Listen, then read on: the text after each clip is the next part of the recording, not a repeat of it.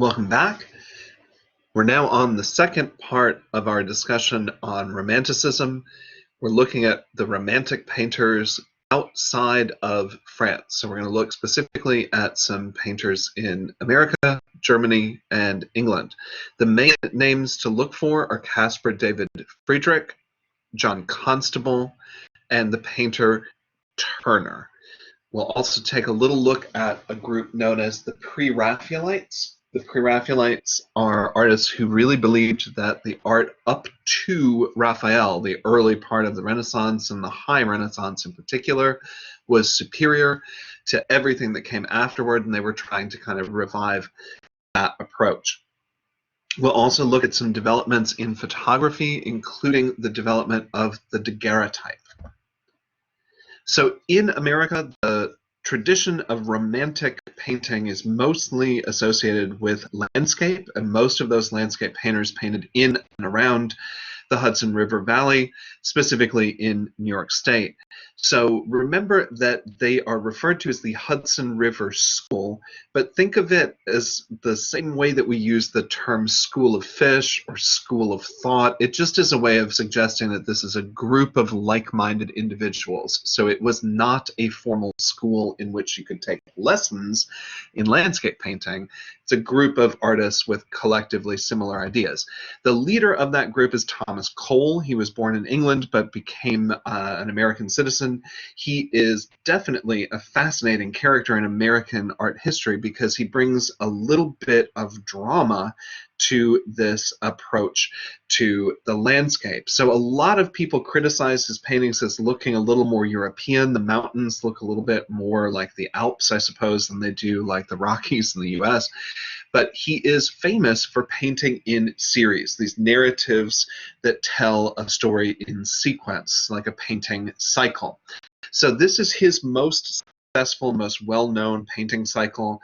The entire group of paintings was purchased all together at one cost, $5,000, which at the time that it was purchased was really a pretty significant sum for an artist, especially in America, to make. So it was purchased around 1836. Luman Reed is the gentleman who purchased the series, and he eventually turned his home into a public art collection. So one of the first private collections to become a public museum in the US. This is the first chapter, so to speak, in the painting cycle, which collectively is known as the Course of Empire. So this is Course of Empire, the Savage State. So you see here kind of a primitive human being, kind of caveman-esque, I suppose, a bit of a reference to Native America as well. But you see man really kind of at the whim of nature, man trying to survive in the face of kind of the wild.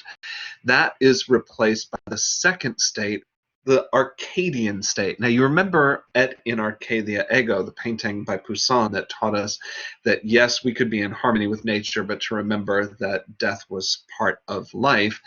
In this case, we're looking at Arcadia as a state of perfect balance. Yes, there are older people near the end, younger people near the beginning of their lives, but we do have civilization, religion, a little bit of architecture. We have domesticated animals. We've got even the sense that we may be creating travel. There's a boat there. Perhaps we're fishing. Farming is implied.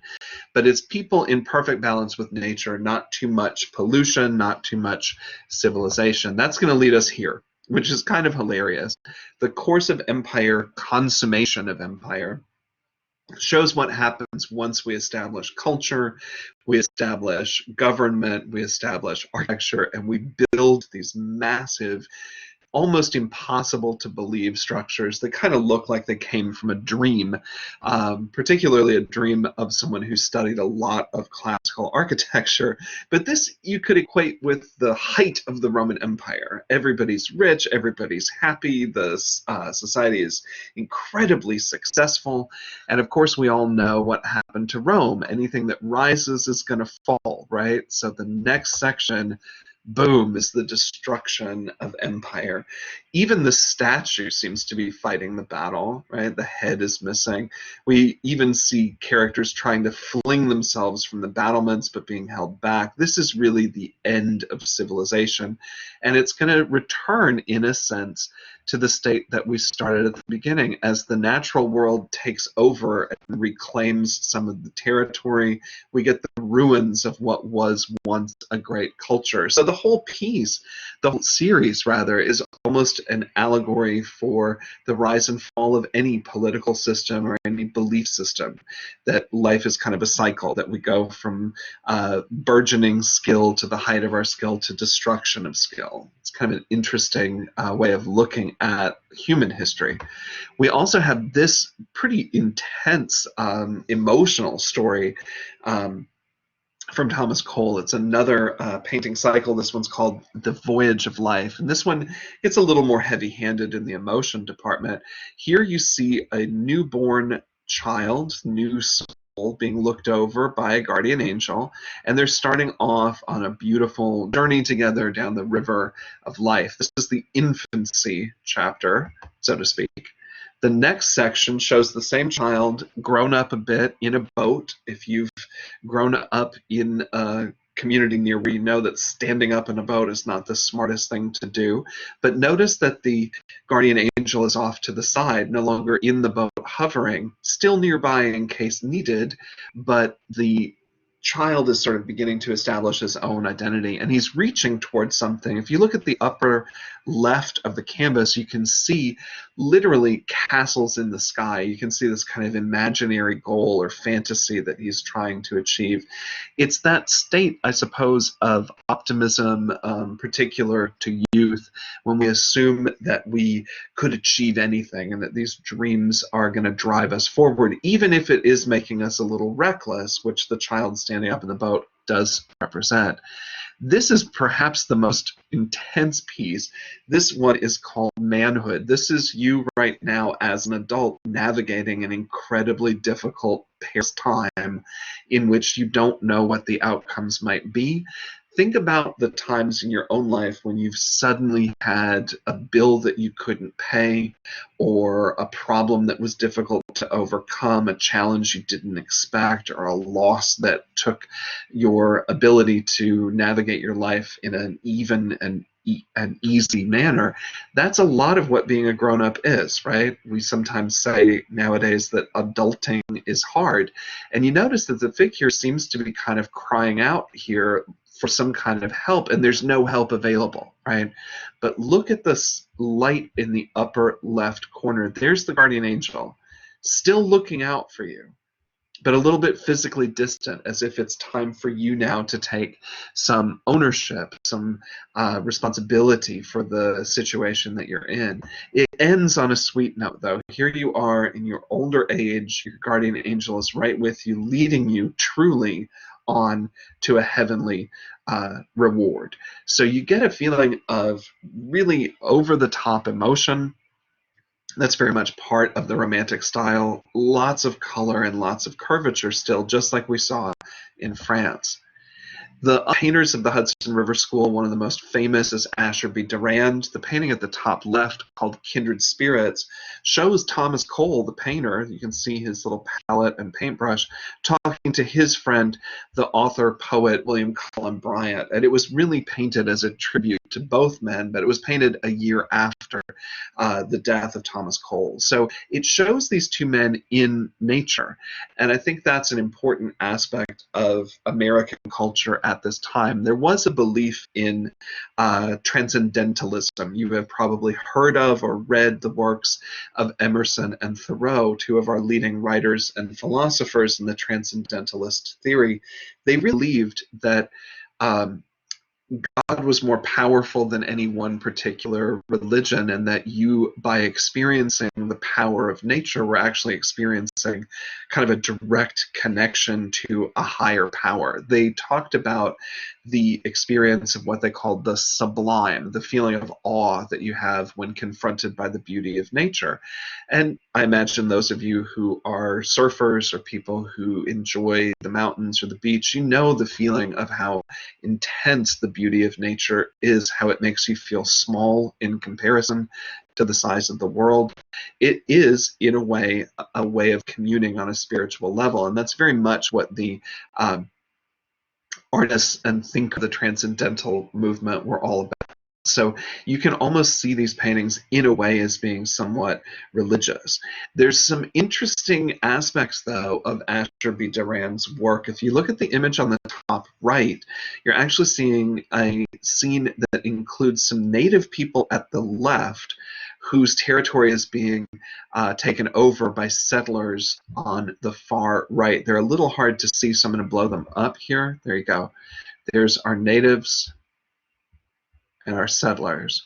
And this could be associated with another American idea, the idea of manifest destiny. Now, that term became used more and more frequently throughout the 1800s, and it was the idea that God had kind of ordained the right of the people of the United States, more specifically, I suppose, the white people of the United States, to take control of the continent and to move the borders further and further and further to the west. It was that westward expansion, and if that meant displacing people who were already there, then that was part of the plan of this idea of manifest destiny, or progress, as it was called in Asher B. Duran's painting. Romantic landscape painter Frederick Edwin Church, if you've ever been to Niagara Falls, it looks just like this still. It's kind of an amazing painting that's almost photographically real in one way, loaded with color in another way, and has that softness and motion at the same time that's very much part of the Romantic style.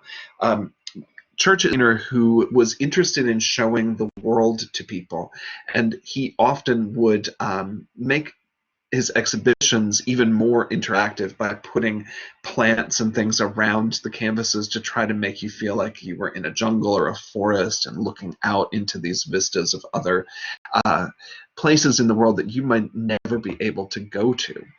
Albert Beardstat is another American landscape romantic painter who really does kind of almost bash you over the head with the grandeur of nature. These almost feel impossible. They're so beautiful and spectacular. They look as though they could be images that could be used as sets for backgrounds in movies. Beardstat was originally from Germany. He became an American citizen, and he became involved with the U.S. Army Corps of Engineers as the westward expansion happened. And he actually was embedded with Army groups to record the expansion of the country, to show what new vistas and landscapes, what new territory we had acquired, and to kind of record that. His canvases began to sell during his lifetime for really large amounts. The largest of the paintings could earn as much as $15,000 by the end of his career. Caspar David Friedrich is a German romantic painter, one of the most spooky in terms of the emotion that you sometimes get from the images. He often makes paintings that reference people without there being many, if any, people in them. This is the ruins of an abbey, an old destroyed building in a forest. It's bleak. It's either late fall, early winter. It looks as though there's snow on the ground. It's a little hard to tell because there could be fog there, but you're looking at a landscape, and he is evoking an emotion in you. That's a very romantic idea, that the landscape could create a feeling in you that helps to tell a story. It's something we sometimes do in theater or even in the movies. The setting can help contribute to the storytelling in a really powerful way. The piece of Caspar David Friedrich's that I want you to know for the test was actually destroyed in the Second World War. It was trying to be preserved, and it was on truck, and that truck was struck by bombing raid, so the painting no longer exists. Cloister Graveyard in the Snow does include a handful of people who are still using this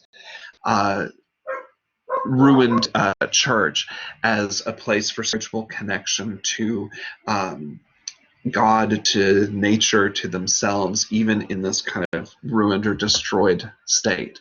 One of his most famous is this piece, Wanderer Above the Sea of Fog. And I referenced the novel Frankenstein in the previous lecture. The first copy of Frankenstein that I owned had this painting as the cover. And it is kind of emblematic of what the Dr. Frankenstein character goes through as he tries to escape the monster and goes to the Arctic to try to escape the world and really is face to face with his own fears. That ties nicely to this piece, The Polar Sea, which again is almost photographically real, but additionally is over the top with its drama. If you look closely, you can hear my dogs freaking out in the background. If you look closely, you can see a shipwreck happening here and frozen in the ice. So you get a sense of loss and despair and this kind of futility of man's attempt to control nature or to go to places that are this remote and this removed. This is one of the most famous Romantic paintings ever. This is Henry Fusilli. He is a Swiss artist, settled in England and performed most of his career there. The painting is literally called The Nightmare, and that refers to the scary image of the horse that you see there, female horse, mare at night. It's a ghostly, disturbed figure. The figure sitting on the female torso toward her chest, you could think of as a being that is akin to something like a succubus, something that comes to you at night, that controls you while you're asleep, that prevents you from waking. If you've ever suffered that experience of sleep paralysis, waking up and being unable to move, that ties really nicely to this piece. It is not terribly realistic, right? The face of the mare is very distorted. The simplified form of the female body and its elongation are somewhat abstract. So you can see that the Romantic artists are beginning to play around with some ideas about abstraction as well. That brings us nicely to another British artist, William Blake. Blake, of course, is best known as a Romantic poet. If you're taking a literature course, you might read his Songs of Experience and Songs of Innocence. But Blake also illustrated a lot of his work. He even created illustrations for the Bible.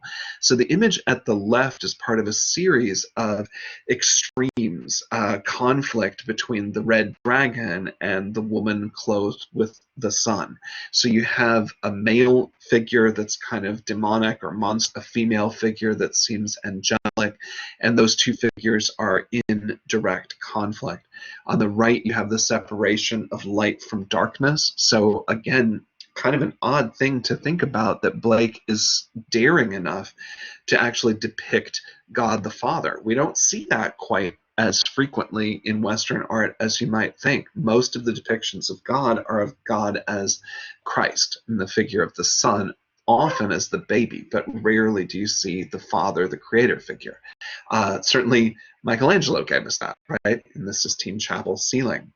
For those of you who are literature fans, horror fans, crime fans, you may be familiar with the character of the Red Dragon from the Hannibal Lecter series of novels and films. The first one is actually called Red Dragon, and the serial killer in that story actually infiltrates a museum, poses ironically as an art historian, gains access to one of Blake's originals of the Red Dragon and eats it to gain its power, which is kind of terrifying. There's another one of the Dragon series there. So you can definitely see a connection between what the Romantic artists are doing and, to some extent, some of the entertainment that you like today that's a little bit darker, more dramatic, that focuses a bit on grim subjects and extreme conflicts between good and evil. Another British Romantic, but a little bit less emotional, would be John Constable. Constable was well known for his Romantic landscape paintings.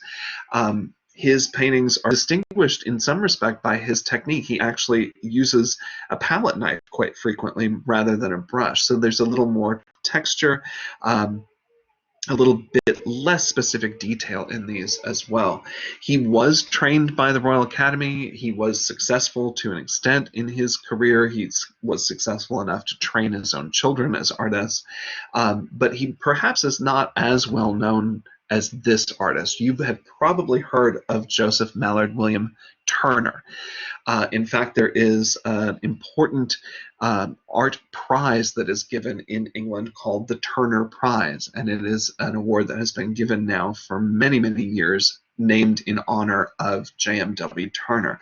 His paintings, you could argue, almost feel impressionistic, almost feel fully abstract. So he's an artist really truly ahead of his time. What you're seeing here is a depiction of an actual real event. The Houses of Parliament did actually catch fire. A stove in the building overheated and caused a massive fire. So you can see the hose here. You can see water being sprayed in different places here, here, here. You can see the flames, and you can see the crowds there kind of as spectators to this incredible event. Turner's sense of drama is really unparalleled in British painting. The piece of his To Know is also full of drama, but also at first glance could look very, very abstract. It's known as The Slave Ship.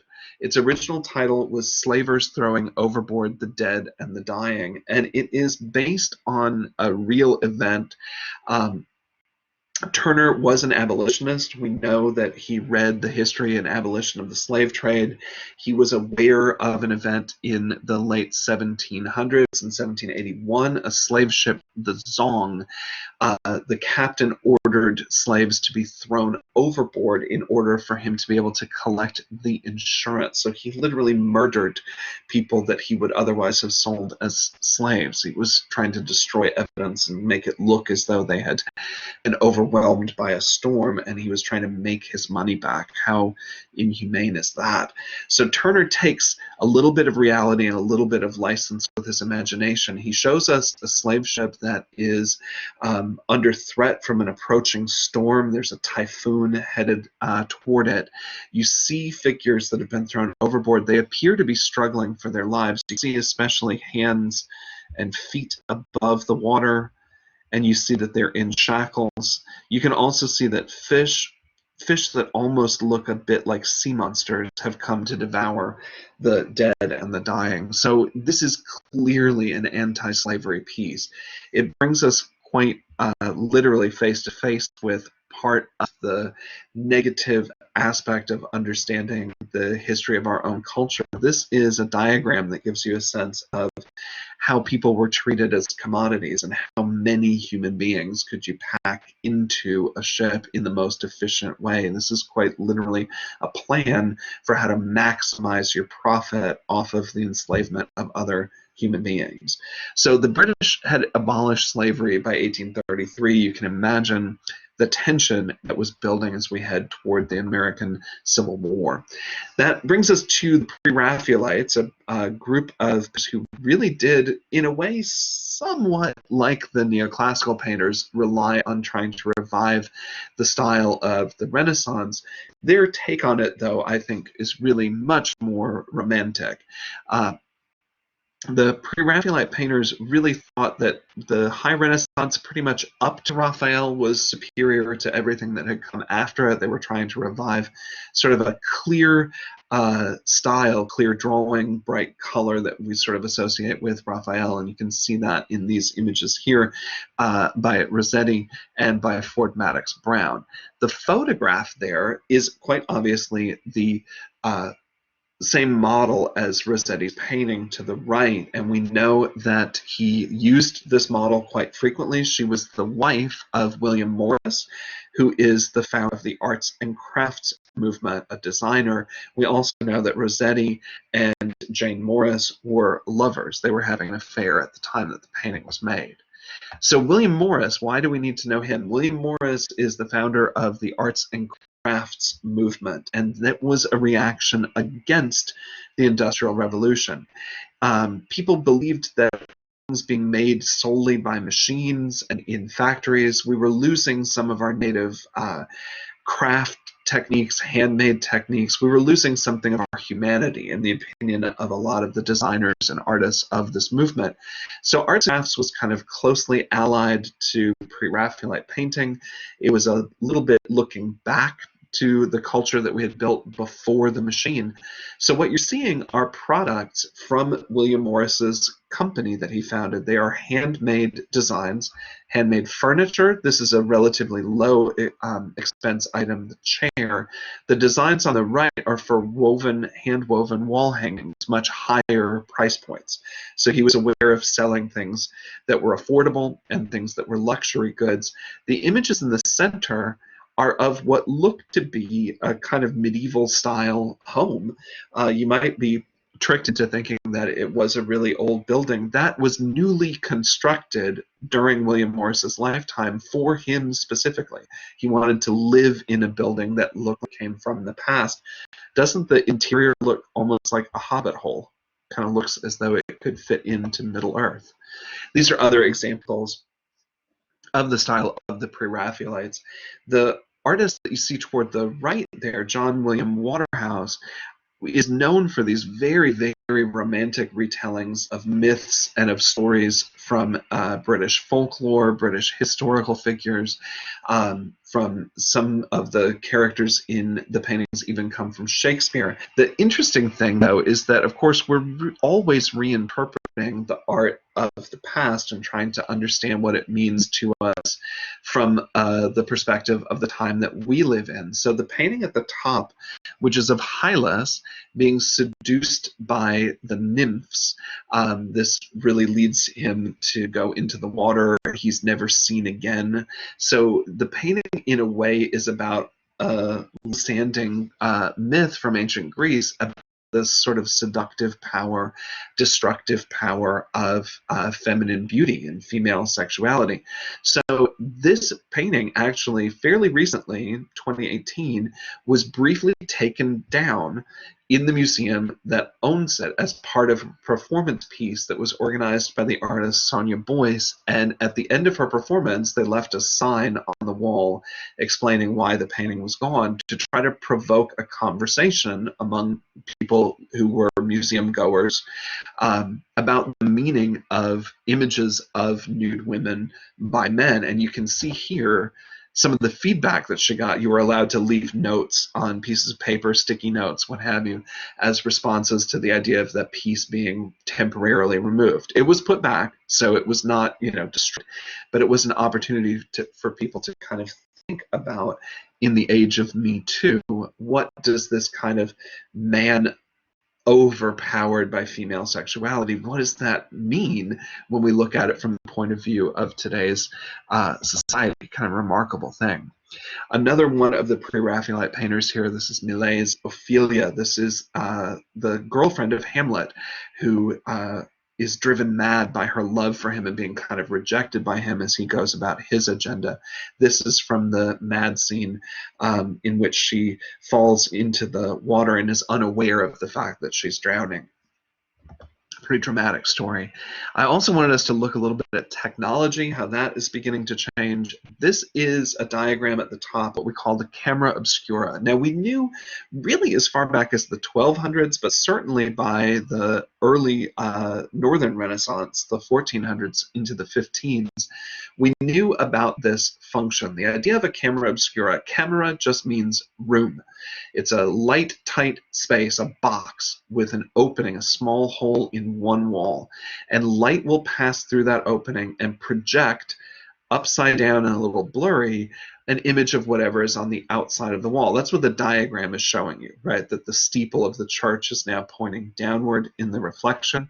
The image at the bottom right shows you that this effect actually does happen in reality. If you have a room that is otherwise blocked out from light, if you were to cover a window, say, with a plastic bag and put a very small hole in it, you would get a reflection upside down and slightly blurry of what's on the outside of that wall. So people knew that this existed, and you could certainly make tracings. I mean, I can imagine someone in that lower photograph tracing that building to make it look very realistic to create a drawing. There's no way to make the image permanent without doing this kind of tracing technique. So we knew about the physics of light long enough, but it really took some inventors, chemists experimenting to try to figure out how to make the images permanent on their own. That leads us to the work of Jacques-Louis Daguerre. And we call these types of photographs daguerreotypes in honor of their inventor. Daguerre and British designer or inventor William Henry Fox Talbot came up with very similar methods right about the same time. But Daguerre is the one who made it to the patent office first, so we call these daguerreotypes. He used essentially a box, a camera, a light tight box, and you can see that there's an opening in it that can be closed with that little sliding metal device. And what would be placed inside Daguerre's camera would be a piece of, well, usually tin that had been coated in a solution that had silver in it. So on the left you see one of the plates, on the right you see the plate after it's been exposed. So you get a sense of what happens to that image. Basically, the light that's projected in through the lens, focused by the lens, starts to oxidize the silver, and it creates a black and white image. Now, things had to be very, very still for these images to work. And so some of Daguerre's earliest photographs you see here, the still life at the top, but the more interesting one is the one to the right, is the earliest photograph of a human being. Now, obviously, you see a streetscape, but if you look down toward the middle foreground, there we go, you can see a figure who looks like he's standing on one leg raised, on a step above the ground level. He's having his shoes shined. Because that would take some time, that figure doesn't move, therefore he's captured on the daguerreotype plate. The other people on the street are moving quickly enough that they create just these little blurs in the image. So anything in high motion would be impossible to capture with this technology. By the time we get to the Civil War, the daguerreotype has been replaced with, instead of metal plates, glass plates. We call this the wet plate technique. The glass is still coated with a silver solution, which does oxidize in the light, but it creates what we call a negative. That glass sheet can then have light passed through it onto photosensitive paper, which would create the photographic prints. So the glass allows for our first ever reproduction in photography. Daguerreotype, you would get just that image on the piece of tin. That would be it. One photograph, one shot, that's it. With the wet plate, you'd be able to reproduce the image. Now, things still were not able to be captured in motion, which is why the images of the Civil War that you should see here are not of the battles, but are of the dead bodies of the soldiers lying on the ground, because they would not be able to be captured in motion. A lot of photographers went out to document the Civil War. Several of the photographers even had subscription services where you could purchase a subscription. You would get images to update you about what was going on the battlefield. This is one of the photographers who worked for Matthew Brady for a while. This is Timothy O'Sullivan. I just wanted you to see that the figures that are staying still are clearly in focus, and the ones that are moving are almost transparent. You can almost see through them like ghosts. You can create this kind of effect where the water looks kind of silvery, mist-like, if you use a longer exposure. If you keep the shutter open while something's moving, it'll create this kind of blur effect. Pretty remarkable.